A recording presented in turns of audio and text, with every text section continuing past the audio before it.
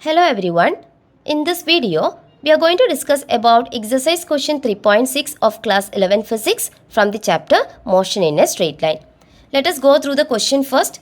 A car moving in a straight highway with a speed of 126 km/h raised to -1 is brought to a stop within a distance of 200 meters. What is the retardation of the car which is assumed to be uniform, and how long does it take for the car to stop? That is the question. So, let us first write what all things are given as per the question. A car is moving in a straight highway with a speed of 126 km/h raised to -1. That is, the initial speed or the initial velocity of the car, I am taking it as u or v0, which is equal to 126 km/h raised to -1, that is 126 km/h. Okay, now you see it is brought to a stop. That is, its final velocity v will be equal to 0 meter per second in SI unit. I am writing it in SI unit. Okay, within a distance of 200 meters, so the distance travelled by the car S or x, okay, which is equal to 200 meters. Now, what is the retardation of the car? That is, we want to find out, retardation means negative acceleration, so we want to find out minus a. Then how long does it take for the car to stop? That is, we want to find out the time as well. Okay. So you see, here the initial velocity is given in km/h. We know that meter per second is the SI unit of speed. So we want to convert this 126 km/h into meter per second first. We know that 1 km/h, this is equal to 5 by 18 meter per second.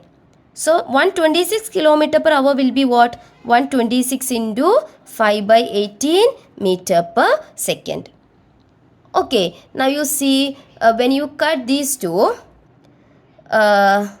when you cut it with 3, this is 6 3s are 18, 4 3s are 12, 2 3s are 6, 7 6 are 42, 7 5s are 35. So this is 35 meter per second. That is, initial speed in meter per second is 35 meter per second. Okay, now let us first find out the retardation, which is the negative acceleration. Okay, so for that what I am doing is, I am just considering, see, we have three equations of motion. For uniformly accelerated motion, we have three equations of motion. So I am going to consider this equation, which is v square is equal to v0 square plus 2ax here. Or you might have learned the same equation in 9th standard as v square is equal to u square plus 2as. Both are the same. You see, instead of u, here we have taken v0. Instead of s, here we have taken x as per the NCERT textbook. That is why I am taking this equation. Okay. So, v square is equal to v0 square plus 2ax. We want to find out the negative acceleration. Alright, so what I am doing is I am taking this v0 square to this side first. So it becomes minus v0 square here. So this is equal to 2ax. We want to find out acceleration. So I am taking this 2 and x to this side. That comes to the denominator. That is v square minus v0 square divided by 2x is equal to a. Alright. Or we can write it as a is equal to v square minus v0 square divided by 2x.